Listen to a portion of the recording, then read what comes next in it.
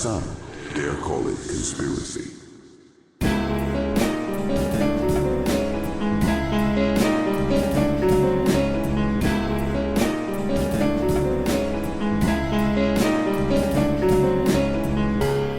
Welcome to the Some Dare Call It Conspiracy podcast, hosted by Brent Lee and Neil Sanders. After nearly 20 years exploring the world of conspiracy culture, we are taking our guests and listeners on a guided tour of the rabbit hole. Our mission?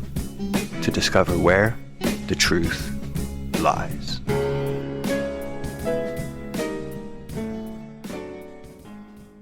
Profits, popularity, prima donnas, praise, and profits. When I was informed that the two titans of tall tales, Alex Jones and David Icke, were to meet and debate, I was immediately reminded of the scintillating back and forth between Gore Vidal and William Buckley, inasmuch as I really wished I was watching that instead. Actually, it gave rather a few insights into the egos, the need for attention, the hypocrisies, the lies, and the lack of principles found in the conspiracy crowd. Recently, David has discovered a new, if petulant, way of getting attention. He slags off his rivals and former colleagues. He is particularly angered that people seem to have taken a shine to the pouting, spoiled, faux intellectual man-child, Elon Musk. Icke doesn't like him for reasons. Mostly to be contrary to the alt-right crowd, but partly due to his Neuralink brain implants. Despite their application being to help people who have lost the use of their legs, Icke is suspicious of anything new. This is mainly because if people don't understand something, they can be scared with it, and David can spin it into the narrative of his worldview, the main aspect of which is that David was right about anything and everything, and anyone who mocked him in the 1990s is woefully wrong. David says it's due to concerns about these chips being part of a mind control program, and even if they definitely aren't for that, they bloody well might be, which is near enough. To be fair, David is kind of right. Elon Musk is a billionaire elite that messes around with NASA or something maybe, and he likes computers, which are part of the control grid. He really should be an enemy of the truth movement if they stick to their admittedly loose principles. I would hate to speculate, but I'm going to anyway. I suspect the reason he has been embraced by the conspiracy crowd is due to Elon's edgelord midlife crisis, please come back to me Amber Heard, spiral of sadness that included racism, anti-Semitism, anti-trans, anti-woke, and anti-immigrant sentiment from the South African living in the USA. Tragically, this appealed to David and Alex's audience. Elon is, of course, the owner of the car company Tesla, and some have wondered if he had based himself somewhat on the famed business mogul Henry Ford. Sadly, not in his car design or his business acumen, but more in regard to his prejudices and extremely questionable politics. In more recent times, Musk has backed off the blatant anti-Semitism in a totally sincere change of heart that has absolutely nothing to do with his failing platform, rotting image, and increasingly less well-off and incandescent shareholders. Elon seems more concerned with cultivating a pathetic, frat boy, 4chan, own the libs persona rather than tend to his many failing businesses. He's like a middle-aged man who has abandoned his family, bought a Harley Davidson, and spends all his day revving the engine outside the local comprehensive school to try and impress the hard lads in year 4. If I am honest, though, I suspect Icke actually wants Musk's attention and patronage. Musk is credulous and rich, and Icke can talk an amazing amount of bullshit. Icke may claim to hate Musk, but I'm sure that he would find a way to tolerate his audience, grudgingly accept their praise, reluctantly acknowledge their lionization, and disdainfully take their money. Alex has fully embraced this potential revenue stream because, hey, he's got bills to pay. $1.5 billion worth of bills that he owes to the parents of the children who were murdered at Sandy Hook. So, principles, schminciples. David, feeling that he isn't quite the main attraction anymore, has been goading Alex Jones, and anyone popular, into interviewing him for weeks. Jones, realizing that this might draw him an audience to sell his snake oil medicine to, responded to this tantrum by graciously inviting Icke onto his show. Jones had possibly realized that a percentage of this audience believe in space lizards, and therefore might not be the most cynically minded. In turn, he might just be able to persuade some of them to purchase his shady pills. The dynamic is interesting. I suspect neither of these men like each other. They're both self-obsessed and attention-craving, and they are essentially rivals, but circumstance has thrown them together, and they are just going to have to get on with it. It is not dissimilar to the plot of the film Tango and Cash, or when two straight porn stars that have discovered the lucrative nature of the homosexual side of the industry finally meet on set. This squalid and undignified ecosystem of fevered egos is much like two praying mantises hooking up on Grindr. The fact that they are using each other goes unspoken. Each is there for their own selfish needs, but there is an underlying tension, with both parties acutely aware of the other's need for dominance, which may result in having your face suddenly eaten off mid-coitus. Figuratively speaking, of course, unless Alex is particularly drunk, in which case all bets are off. Neither of these men are in their prime, career or life-wise. Both are acutely aware that a new crop of far-right tossers have somewhat stolen their thunder.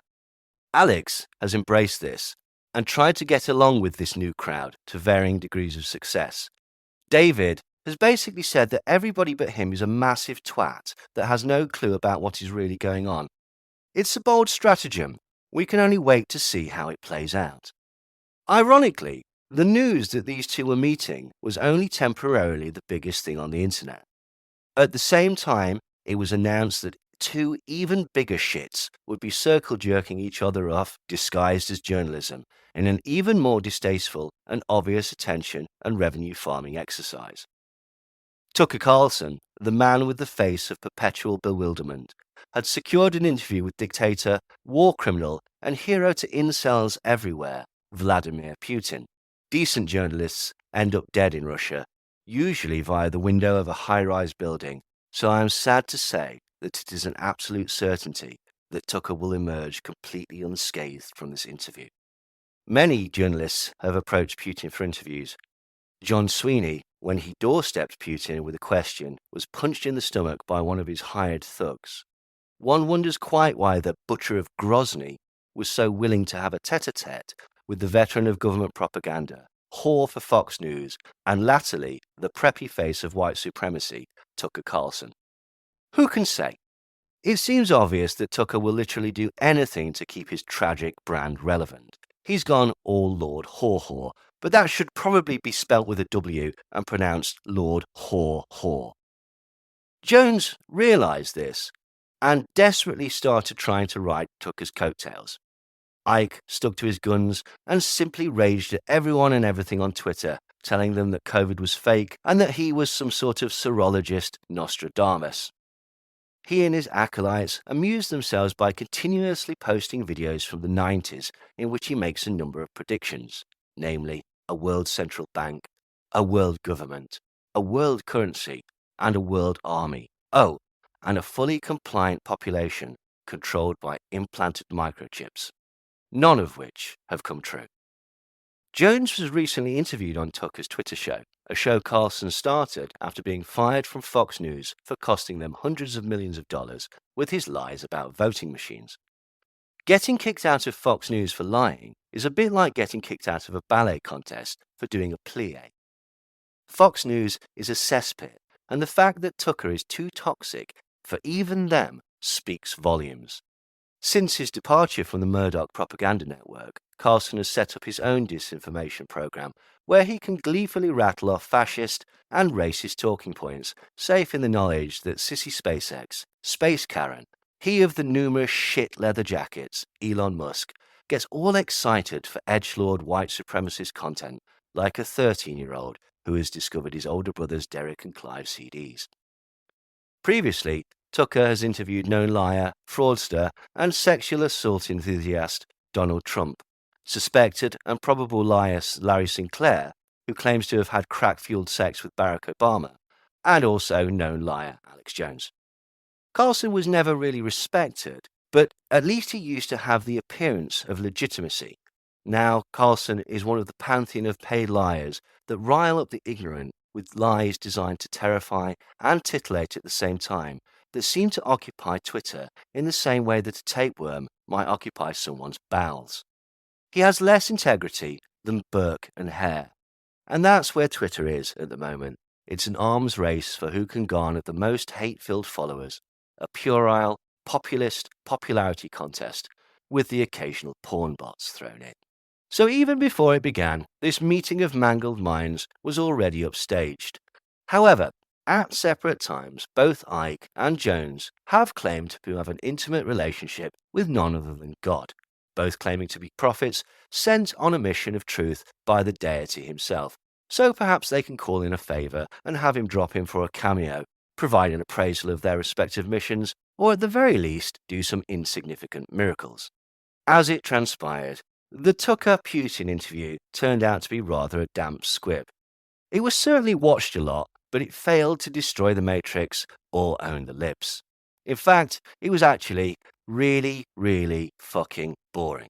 I mean, say what you like about Hitler, but at least he could hold your attention. The interview was the predictable lies and propaganda from Putin, with Tucker oscillating from his usual look of befuddlement to one of palpable boredom, only occasionally punctuated with sycophantic laughs that reminded me of the character Ellis from Die Hard. But sadly, there was no Hans Gruber pistol combination to make this end. On the day of the interview, David spent his time promoting the event as huge and life-changing. Alex spent the day kissing Vladimir Putin's arse, repeating his propaganda points and trying to associate himself with Tucker Carlson. He advertised the interview by saying he would be talking to disgraced ex-lobbyist and Nixon fan Roger Stone, adding that afterwards he would have a friendly chat with David about Elon Musk. David is increasingly reminiscent of the titular character played by Bette Davis in Whatever Happened to Baby Jane. As his relevance fades, his bitterness and resentment at being sidelined has grown and grown. One can imagine him dancing and twirling on the beaches of the Isle of Wight, lost in remembrance of past glories.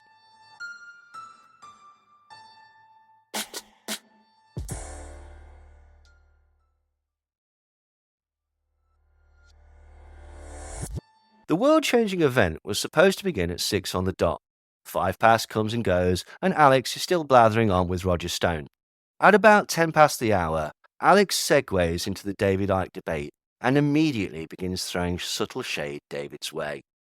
Firstly, Alex says, "I've been wanting to get him on for months, and we've got him." This basically says to the audience, David has been whining on the internet for no good reason, which is a rare moment of honesty from InfoWars. Jones continues, "Best-selling author, former top BBC broadcaster, former head of the Green Party." Now, to most people, these would simply be impressive and interesting sounding entries to a CV. But to those who have eyes to see, this is actually an insult. The BBC and the Green Agenda are two of the arch enemies of the truth movement. Connection to these organisations would be seen as a very negative thing and arouse suspicion. It's a bit like introducing a new primary school teacher by including the fact that he used to be a former roadie for Gary Glitter. Jones continues, "But he's better known for the last 35 years since he got thunderstruck with a vision of the coming New World Order. I really respect him. I know he's a great guy. David Icke." Jones then rambles about how David gives a different perspective to Elon Musk, who Jones says is definitely fighting against the New World Order, alongside them to help accelerate the Great Awakening of the masses, which is fanciful at best. Jones says that he is annoyed that Icke has labelled him a minion of Musk.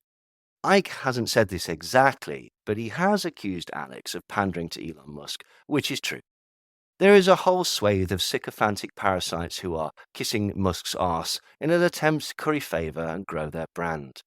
For no good reason, Alex then brags that Joe Rogan says that Alex Jones is right about everything, and explains how he turned down a $10 million a year contract from Roger Ailes of Fox News to be the new Rush Limbaugh.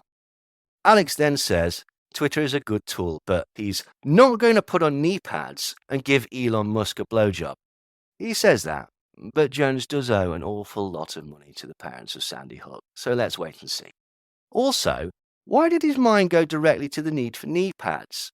That sounds like the voice of experience learned through hard lessons talking there. The screen reveals a silent and clearly furious Ike. He has the look of a man who has complained to the waiter that his spoon is dirty, only for the waiter to respond by rubbing his genitals through his mashed potatoes. So the scene is set, and it's already a battle of tetchy egos. David, resplendent with his flowing silver hockey hair and the countenance of a mistrustful bird of prey. Alex, looking increasingly like Krang from the Teenage Mutant Ninja Turtles. And this is a shame because, and this is a hill that I am totally prepared to die on, Alex Jones, aged about 18, was an absolute Baldwin. But being beautiful does not make a good person, and Alex was by all accounts a total shit. He has often told the story of how he had to escape to Austin after having exposed the local police force as drug dealers, alongside the fact that sexy Illuminati women were literally throwing themselves at him 24/7, trying to persuade him to join their satanic cult. The truth is that Jones was a bully who kids got sick of. The final straw was when he sucker punched a boy in his year who he was jealous of. Jones fancied the lad's girlfriend, and rather than take the plenty more fish in the sea attitude, he punched the boy in the back of the head, knocking him out. Jones was later invited to a party where most of that school year fell on him and gave him a fucking good kicking, nearly beating him to death. But there is no true beauty without decay, and Jones's current appearance very much speaks to that. Alex says to Ike that he is a little hurt at his comments, but he respects David and thinks of him as a friend. David, seething and icy, does not appear to reciprocate such a sentiment. David starts his speech with a huge frustrated inhalation of breath, like a mechanic who is about to tell you that an entire new engine is needed, and says, "Right," in a tone of pure British annoyance.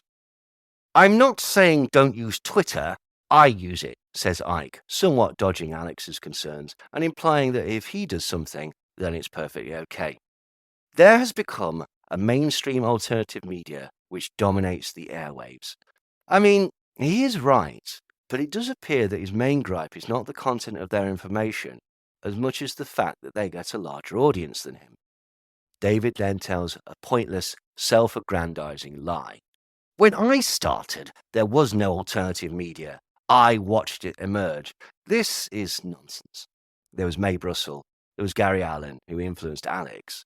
There was G. Edward Griffin, William Cooper, Rabbi Antleman, who David has cribbed content from, Jordan Maxwell, who both Alex and David have cribbed content from, Anthony Hilder, who both of them have cribbed content from, Myron Fagan, who both of them have cribbed content from, Madame Blavatsky, Manly P. Hall, Alice Bailey, who Ike has cribbed from, and Nesta Webster, who they have both cribbed from.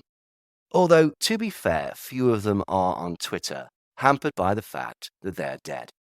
David launches into a tirade about how the alt media is obsessed with the battle between left-wing and right-wing politics, in a none-too-subtle dig at Alex, who has in recent years been heavily pro-Trump, critical of the left, and supportive of numerous right-wing figures.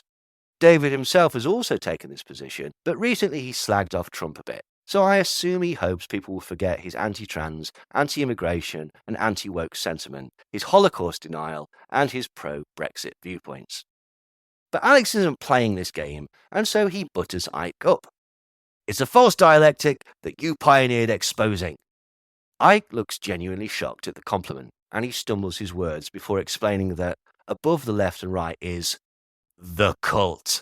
Now, this is not the band who did She Sells Sanctuary. Predictably, I'm afraid, it's Jews.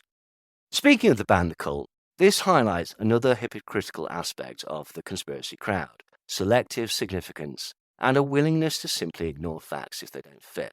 You see, the guitarist of the band The Cult is in a relationship with former glamour model and conspiracy enthusiast Leilani Downing. Now, she has, in her own way, done huge amounts over the years to combat the stereotype of the dumb blonde. Previously, she was one of the faces of David's iconic pay-per-view network. She appeared on their promotional material and was touted as one of their main presenters. She then jumped ship and went off to work for Mark Steyn, who'd been kicked off GB News for getting them into hot water with Ofcom. She's also busy mates with Lawrence Fox's girlfriend, who seems to be a rather unpleasant person and evidently isn't the best judge of character. Recently, Mark Steyn has been fined $1 million for defaming the climate scientist Michael Mann. Anyway, the point is that in the conspiracy world, there is a truism that all bands must have sold their soul, or at least compromised their integrity to the Illuminati to succeed. Satanic or Freemasonic imagery is apparently hidden in the artwork of such artists as a sign of their unholy allegiances. The band The Cult, who used to be called Death Cult, has artwork filled with imagery such as Egyptian winged circles, which are sometimes seen as representations of historical UFOs, black goats, snakes, wolves, crossed bones, a horned circle that looks a little bit like a devil, and they also have an album called Beyond Good and Evil, which is a reference to Nietzsche, not to mention the rather obvious fact that they're called The Cult. Normally, these would all be glaring red flags for the conspiracy crowd, and the fact that the band had been popular for decades would also be a solid gold piece of evidence that they must be part of the system and therefore have very probably sacrificed more animals than Colonel Sanders. But no, for whatever reason, everyone chose to ignore this. Also overlooked is Leilani Dowding's glamour model past. Don't get me wrong, I have absolutely no problem with this. There is nothing there to criticise. Sex work is work, and if she feels happy or empowered doing modelling, then more power to her. However, it does somewhat jibe with Icke's totally sincere and in no way reactionary concerns about the Illuminati using a plethora of devious tactics such as sex, promiscuity, and men dressed as flamboyant ladies reading stories to children to send them irreparably gay in order to destroy the family unit, for reasons that aren't entirely clear. The best example of this hypocrisy and willingness to abandon the main principles of the concept of the New World Order is the conspiracy crowd's embrace of Donald Trump as a rebel and anti-establishment figure. He's propped up by the Heritage Foundation. He literally had to audition in front of them to get the presidential nomination in the first place.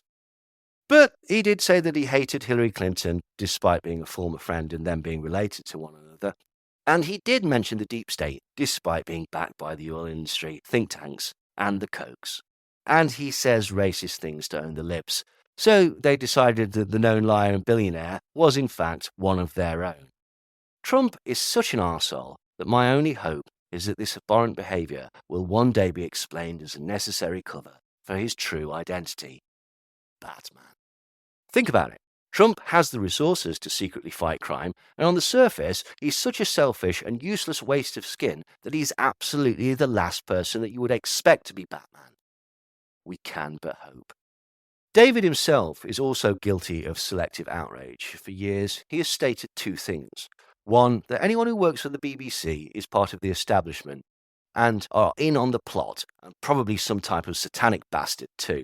And two, that it was always an open secret at the BBC that DJ and presenter Jimmy Savile was abusing kids by the dozen. Firstly, Icke himself worked for the BBC for many years, and Savile was working there at the time. Icke likes to pretend that he outed Savile or was one of the first to raise the alarm, but he didn't. Not once. Never. Until Savile was dead and the mainstream media started to talk about it and bring victims forth. Johnny Rotten of the Sex Pistols had voiced concerns years ago. Jerry Sadowitz, Stuart Lee and Richard Herring had all joked about his proclivities, but nothing from Icke. So either, by his own logic, he was part of the cover-up, or the knowledge was not quite as widespread as he would have us believe. David says, when you go deeper into the rabbit hole, into the web, which makes me wonder what sort of a hellish surrealist nightmare the Isle of Wight countryside must be, with these terrifying and ungodly spider rabbits roaming about the place. David finishes his rant about how everyone but him is stupid for promoting strictly right-wing talking points, before offering up two talking points that couldn't be more far right if you dressed them up in KKK robes and gave them a job on GB News. Firstly, he says that Putin was forced to invade Ukraine due to NATO expansion, which is an untrue right-wing trope. And then by saying they, which probably means Jews, are dismantling Western culture with illegal immigration, which is also an untrue trope of the far right. Alex tries to play nice and offers up, hey, Elon hates the open border, to which David snaps, yeah, words are easy. David then states that it is useful to the cult, again, not the band, for people to see Putin as a hero. He then hedges his bets and says that he actually quite likes a lot of what Putin says. This may or may not be true, but he is simply trying not to alienate the audience, who he realizes do like Putin. David is cross with Putin because of his praise of China. China, as David points out, is apparently the blueprint for the New World Order, and their society is heavily censored, government-controlled, digital prison. David and Alex both seem ignorant of similar, if not worse, infringements of human rights and the media that happen daily in Russia. So just to clarify, David's gripe with Putin is not the war crimes, not the annexing of other countries, not the kidnapping of children en masse, not the corruption or censorship and murder of political rivals and journalists. No, it's none of that. It's the fact that they want favourable trade relations with China. Putin praised Elon, tries Alex. David simply looks nonplussed. Alex is clearly getting annoyed, so he has a dig at David, pointing out that he has made plenty of derogatory comments about Jones recently, which are frankly uncalled for. David refuses to offer even the slightest hint of contrition and says, "It's not about you, mate, or me, it's about what's happening in the world." But it is very obviously about him and how he feels slighted at not getting the recognition that he feels he deserves, and about him being usurped by new faces. Alex looks wide-eyed and simultaneously incredulous and incensed, as if somebody had just spilled his drink over his wife, who they also called fat. He throws his pen and makes the universally recognized hand gesture for "what the fuck?" David delivers his main concern: artificial intelligence and the cloud. He worries that humans will connect to AI via the cloud, and it will do our thinking for us, and that Elon's support of this via satellite networks, etc., built by his companies, not to mention that Neuralink chips go in the brain, is proof that he is in on the evil plot. For no reason at all, Icke then announces that anyone who had the COVID vaccine already has the nanotech inside them, and this will automatically connect to the cloud, although he stubbornly refuses to explain how I could use this to download films and music. Alex lightly scolds David for just ranting and not trying to have a conversation, but this is because David doesn't really do conversations. He will scan what you've just said for a word that he recognizes, and he'll use that as a jumping-off point for a pre-prepared diatribe about a subject that he wants to talk about, be it relevant or not.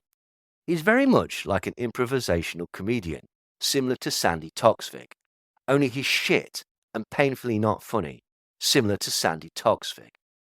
"Look," says Alex, "you're great at lecturing, and you've had about 80% of the time. Now, we are friends." David, who looks like he's just caught Alex wiping dog shit on his new hall carpet, takes a long inhale of breath and grabs his knee to prevent him from making a fist. "I'm not trying to be mean," says Alex. "I don't care," says a perceivably fuming Icke. "Look, we're friends. I like you. Do you like me?" asks Jones. "Just go ahead," replies David through gritted teeth. "Do you think I'm an agent of the New World Order?" questions Alex. "You don't have to be a knowing agent of the cult," begins David, before a visibly hurt Alex interrupts. "I'm a useful idiot." "Well," states David, "if you have a certain mentality and focus on the left-right politics to get promotion, you don't need to be a part of it." Alex throws his pen again in frustration, and it goes bouncing off his desk. "If I'm honest, I don't think either of them are useful." "I invented the phrase left-right paradigm," lies Alex. The phrase was actually in use in the 19th century. "If you connect to AI, it becomes your mind," states Icke, missing the point that most people's opinions already come from strangers on the internet via their phone, filtered through whatever worldview they happen to hold. "And the WEF wants autonomous vehicles where the computer decides where you want to go," warns David. This isn't entirely accurate. The cars don't dictate the destination, they just drive. I mean, really, what does he think's going to happen? It isn't Hal from 2001: A Space Odyssey. "Take me to the shops, please, car." "I'm sorry, David. I can't do that, I'm afraid." "Daisy, Daisy, give me your answer to..." Hello, initiates of the Some Dare Call It Conspiracy podcast. Dom Jolly here. How are you? Sorry to butt in, But I just wanted to let you know that I've written, a book that I'm very, very proud of called The Conspiracy Tourist, in which I travel around the world taking a look at the weird world of conspiracies, and I think you might like it. Not only that, but I'm touring the book and doing live shows all around England from the 28th of Feb to the end of March, and it would be smashing to see you there. I think you'd like it. If you are interested, go to my website, www.domjolly.tv. And now, on with the podcast. Thanks. Hey, initiates, it's me, Brent Lee. Just a quick intermission here before we get back into the episode to tell you about our new and improved Patreon. We've added a brand new initiate tier for those of you who want to listen to Some Dare Call It Conspiracy without the ads. This entry-level tier is only £2 a month. Or join our second-level tier and become a shill for just £4.50 a month. Not only will you get ad-free episodes of the podcast, you'll also have early access to every new episode up to a week before they're released to the public, and a premium episode made only for Patreons every month. Also included is a welcome pack of our previous content. Neil is giving you 4 of his books, including Now's the Only Thing That's Real, a re-examination of the Manson murders, motives, and mythos. I have got 8 albums to give you from my time back as a producer and rapper. And the great Nicholas C. Gray is giving you a copy of Headache Comics 4. Plus, an invitation to join our private Discord where you can chat to the Some Dare Call It community. And finally, the Handler tier. For £9 a month, you'll get everything I've already mentioned, but you'll also get an invitation to join us live every time we record an episode. You can hop in the chat and ask us or our guests anything during the session, and you'll get to see everything that goes on behind the scenes, including all of Neil's hot takes that I have to cut out of the final mix. So, please, if you can, do consider joining us on patreon.com/somedarecallitconspiracy. Now, let's get back to the show. Alex perceptibly gives in and sighs with exasperation. Okay, let's just say you're right. What is the plan for Elon?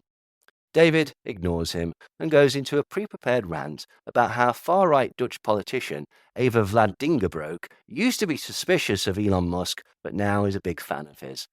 Alex interjects, "Look, I'm not mainstream alternative media. Let's get that straight." And then he suggests, "Well, look, if they've set up Musk as a fake saviour, then we must be winning." This is nonsensical. The point is to say to David, yeah, I already thought of that, and I've taken it a step further. It's cock-waving, in its most basic form. David looks irate. Alex starts to talk about how he gets screamed at in the street, much less now than at certain times in his life, and he's interpreted this as a sign that people are waking up. David says, "When I first started, you couldn't fill a phone booth." Now, he's talking about his audience, saying that he's been in the game for a long time. However, Alex clearly thinks David is saying that he's far more popular than him, and his hackles rise. And he says in a slow, measured tone that indicates he is fastly approaching the end of his tether, "I said, you were saying there is an awakening, so Musk is brought in to co-opt us," which is exactly what David has been saying. "Oh, then I misunderstood you," says Icke. Alex throws his pen again, leans back in his chair, and looks infuriated. David then repeats the same talking point as if he wasn't listening to Alex, which he wasn't. Alex implores, "That's what I just said, David." David fixes a withering stare and says, "Stop making this personal, Alex." Jones looks like he wants to climb into the video screen and throttle Icke to death. Icke explains that previously Twitter was run by the deep state. He says that the so-called Twitter files prove this, which they absolutely do not. He then questions why the deep state would sell Twitter to Elon, which they absolutely did not. He then raves about, since COVID, people are coming in and being promoted as the people we need to listen to, and they get massive audiences and are given interviews with Tucker Carlson. What about the people who were calling it out in 2020? He whines, clearly referring to himself. "I bet that Tucker would interview you," says Alex, and Icke's eyes perceptibly light up. There's even a hint of a smile. But David is on a roll. Where's the people that called it out at the time? Where is their promotion? The ones that could see it at the time because of the research that they've been doing before. This all smacks of jealousy and narcissism, and as if to prove my suspicions true, Icke, realising that he might actually get to go on Tucker Carlson's show, explains that actually he thinks that Tucker's a great guy. David has touched on something important here, but only by accident. This is a major flaw within conspiracy circles, and it involves them doing research. David is presenting it as a favourable attribute of the savvy observer. However, it just isn't. When you're doing an investigation, it is vital not to colour the narrative. This means bringing your preconceived ideas to the forefront before you've even seen the evidence, and therefore prejudicing the outcome with your expectations. If you arrive at a crime scene already convinced of who is guilty, then you will view the evidence through that lens, and you will more than likely miss actual evidence as you seek to prove your premise. The conspiracy crowd does this all the time. We know that 9/11 was an inside job, hence any and all so-called terror attacks must also be an inside job. 2 points. You don't actually know that it was an inside job. You suspect it was. And even if it was, so what? It doesn't mean that any future events will directly match past events. The conspiracy crowd is full of these truisms concerning international bankers, terror attacks, and political assassinations. The problem is that just because they are accepted as truisms does not mean that they are true, nor are your interpretations of other world events based on these truisms. So although Icke means that doing research will give you perspective on the reality of the world, it is far more likely to just instill biases and a worldview based on ideas that are not even close to being correct. Alex tries to give David the floor before the break to talk without interruption, but David isn't listening and continues his diatribe about AI.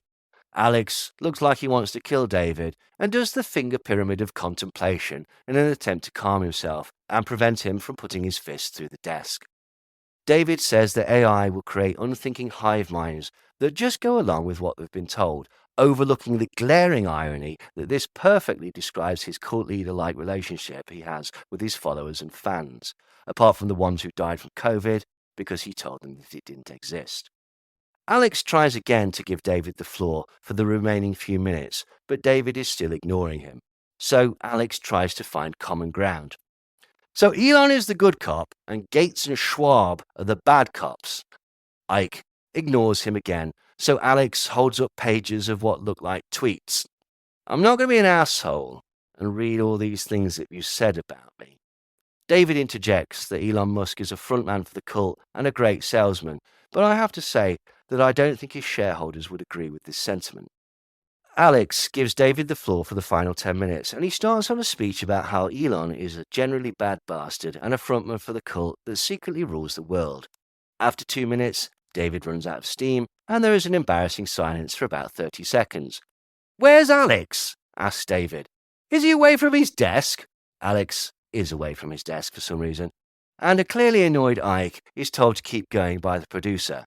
He repeats the thing about left and right both being controlled by a cult a few times, and then thankfully Alex returns.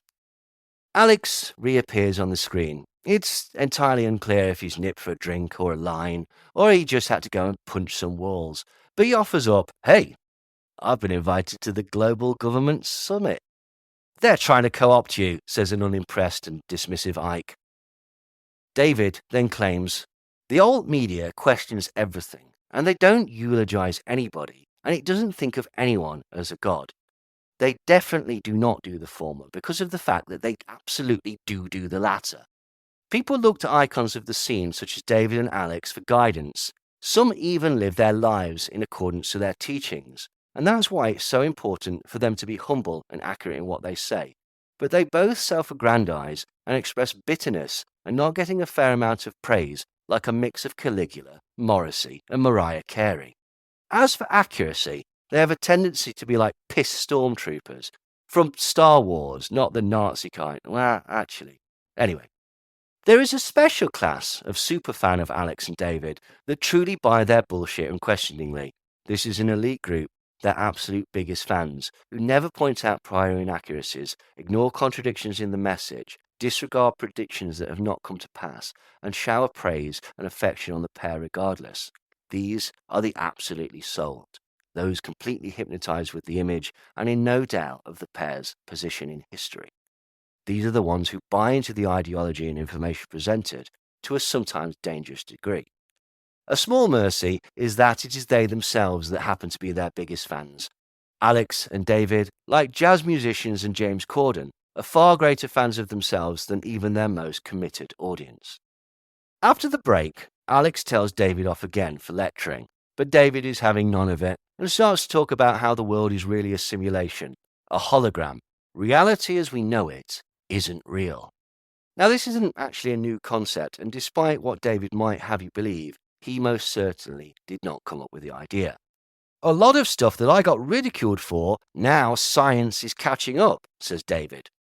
Academia has been talking about this for decades, with eminent people such as Nick Bostrom, Frank Wilczek, and Melvin Vopsam discussing the theory in serious terms. The concept has even been explored thoroughly in science fiction. Even Red Dwarf, the UK sitcom, had a plot about Better Than Life, the video game that people thought was real life. The concept goes back to Plato's cave. The story is that people lived in this deep cave and came to believe that the shadows cast on the back wall were reality. When they were taken out of the cave and shown the enormity of the real world, they found it far too much to cope with. Descartes also explored such themes. How can we know that we're real? We can't. However, we think, therefore we are. Basically, it appears that it's real, and we can't really do anything about it anyway, so just get on with it. Icke didn't get his knowledge of the subject from such lofty sources. No, he nicked it from the plot of The Matrix. But he also thinks that Monsters, Inc. is an accurate representation of how reptiles from other dimensions feed off our fear. He then talks about how the human eye can only see a tiny fraction of the electromagnetic spectrum. His theory is that the light that we can't see must be absolutely teeming with reptilian aliens. We think the world is solid, but it isn't, he says. Now, I don't want to be ignorant or dismissive, but who the hell cares, right? Let's say that it is a simulation. So what? You can't game or manipulate the simulation. You can't alter it. You can't fly. You can't bend the rules of nature. If you jump off a tall building, you will still burst when you hit the floor, and you still have bills to pay. Realistically, how does this knowledge affect me or alter my life in any way? Also, I hate to split hairs, but I thought we were already in a simulation. Why do we need to hook up to AI in this reality in order to be fully controlled? Couldn't the people who are running the simulation, the lizards, I presume, just code our obedience into this simulation? Why not program it at that level, rather than convince us to move to AI in a world that isn't even real? Isn't that an unnecessary complication? Couldn't the simulation make us think however it wanted us to, without the need for AI, which doesn't actually exist, because nothing really exists, because this is a simulation? Alex starts to say that he loves David, realizes he's about to say this, and that his audience is wildly homophobic, so backtracks. David, I really like you. He does this at least twice. But he's obviously getting bored with David, who, to be honest, has been pretty rude. Look, we've heard all of this from you 100 times. Which book of yours should people buy? Here, Alex has accidentally hit the nail on the head. David churns out the same arguments, rewrites the same book periodically, and has the same talking points that he's had for years. He refuses to move on, which is possibly why he isn't quite the draw that he used to be. This is sad in a way because David has actually built a reputation that simply can't be taken away from him. If we use a music analogy, he's Led Zeppelin. Sure, he isn't charting at the moment, and the kids would rather go and watch Billie Eilish or some such shit. But he's still Led Zeppelin, and he will always be Led Zeppelin. It is a shame that he can't just accept and enjoy that. David then reveals that he's still writing a new book, which is why he turned down an offer to come onto InfoWars in January. And this obviously raises the question, if you were invited on the show and turned it down, why have you spent recent weeks insulting Alex and claiming to be ignored by him? Then Alex decides to listen to callers who are part of the space watching live on Twitter, and something very interesting happens. Someone comes on the line who sounds rather a lot like Elon Musk. Alex thinks it is Elon Musk. InfoWars thinks it is Elon Musk. And they tell David that it is Elon Musk. The only problem is that the caller isn't Elon Musk. But how the pair act, thinking they do have the attention of the billionaire, is very telling. I have to admit that when I was first listening, I too thought it was Elon. He has a similar sounding voice and accent. He uses phrases that Elon uses and talks about the things that Elon talks about. If you go on this guy's Twitter page, the name says Adrian, but it is full of praise for Elon, praise for his various businesses, and promotion of anything and everything Musk related. Knowing what a sad, fragile character Elon Musk is, I initially thought that this fanboy Twitter page was proof that the guy must be Elon. He is exactly the sort that, if he did set up a fake account, would not be able to help himself and would pour praise on everything he did. But Adrian has actually been in Twitter Spaces with the real Elon before, where the similarity in voice has been spoken about. Adrian denies being Elon at least twice, but Jones and David are convinced that he is the Tesla mogul. I reiterate, it isn't, but Jones believes it is and starts sucking up to him immediately.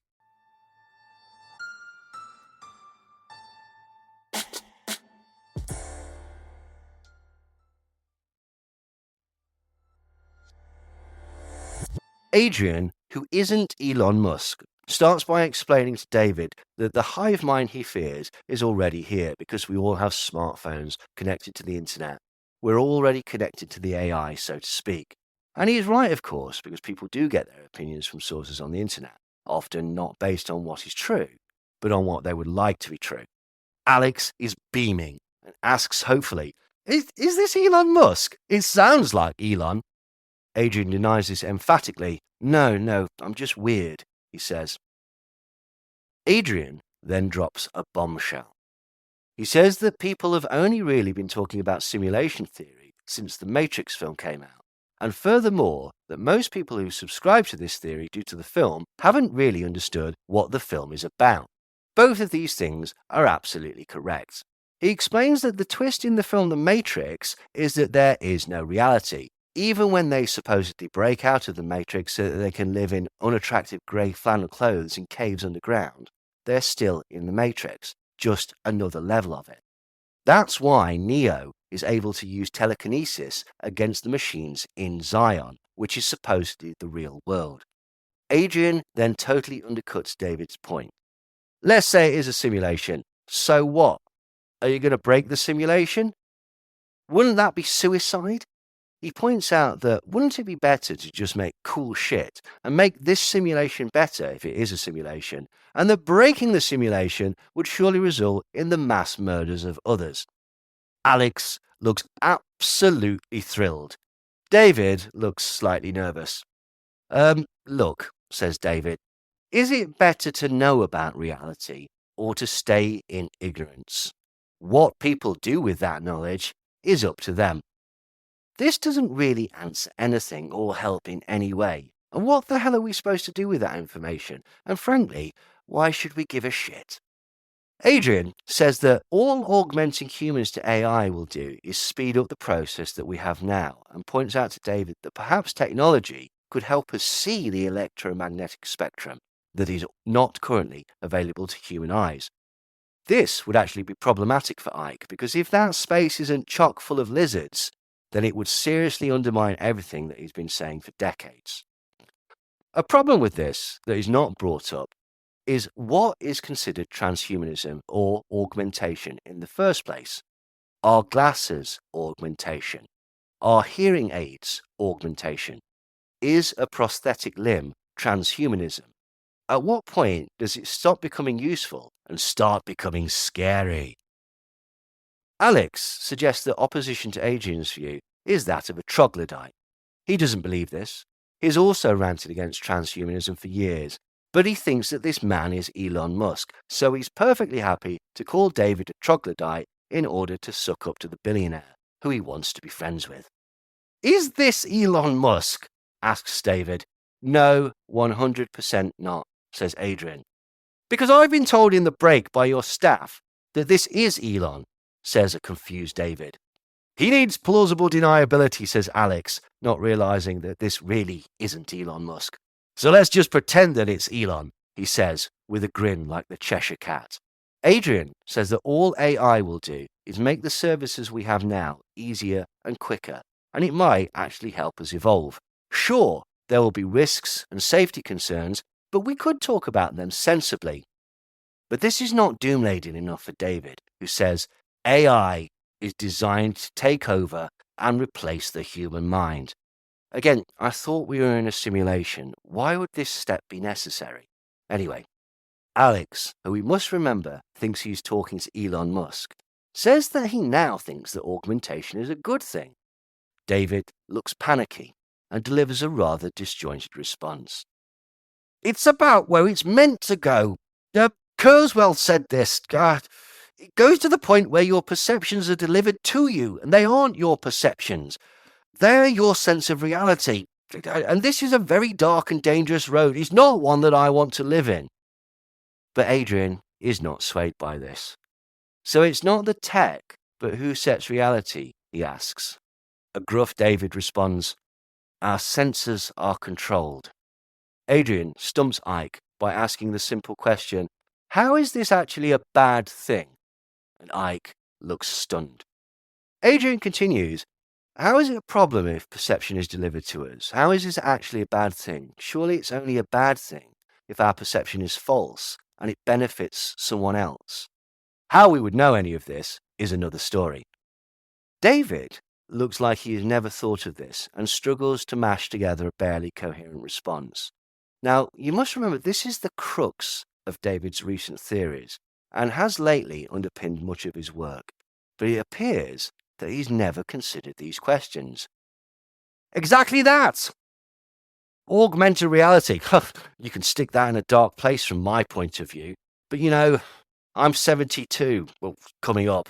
That's my perception. But if I am being delivered a perception that gets me to stand up and walk out of this room, when I wouldn't do that if I was sitting here, that is not augmented reality. That is a takeover of reality.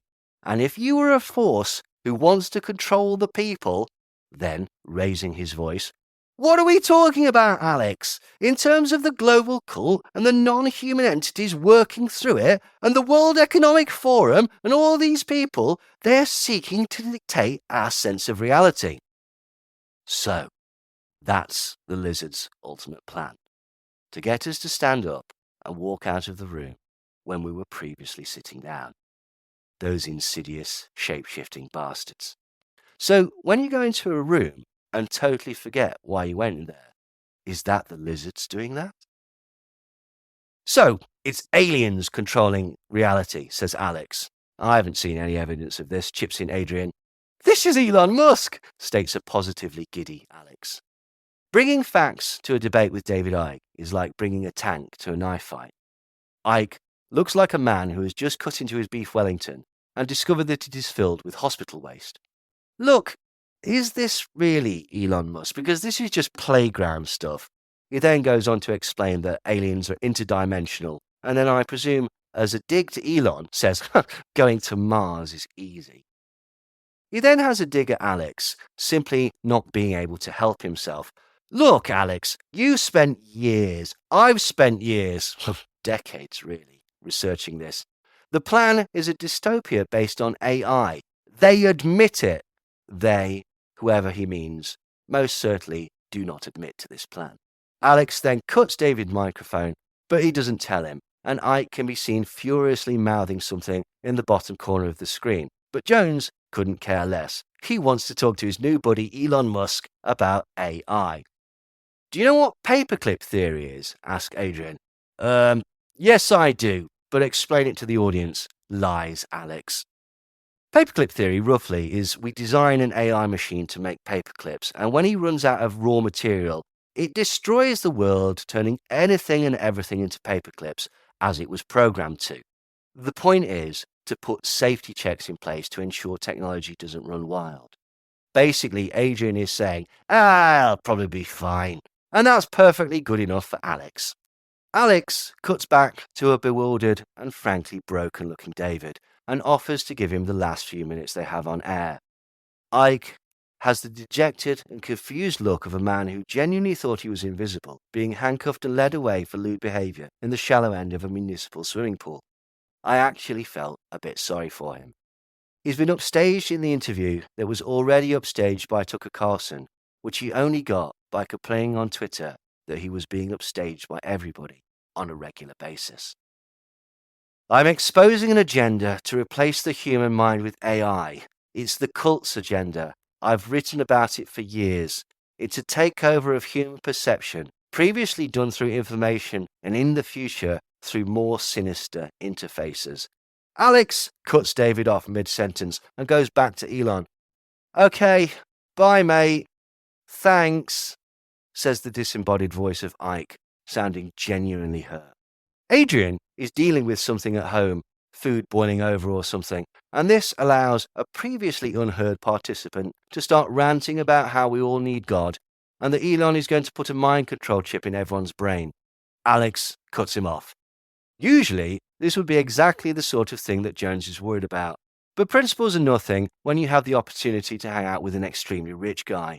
When confronted with what he thinks is Elon Musk, Jones has become a total sycophant, fanboy toady, who is willing to go along with any suggestions, dismiss his friend David, and abandon the principles that he stated on air for years about the supposed dangers of transhumanism, mind control, and the power of the elites to control our lives. David, when confronted with what he thinks is Elon Musk, finds himself acting timidly and unable to provide an adequate explanation of his theory or a convincing argument against Musk's position. Adrian then starts talking about how in the future humans will be digital and we will have our personalities uploaded to technology, existing for years as a different form. Alex laps this up, and for a brief second the thought flashes across my mind, shit, what if David Icke was actually right? Alex then goes to thank Adrian, who he still thinks is Elon Musk, but Adrian has already hung up and is going about his day. There is an awkward silence for about 15 seconds as Jones hopefully waits for Elon to respond. Met with silence, Alex plugs Twitter in a further attempt to win favour with the billionaire that he definitely wasn't talking to.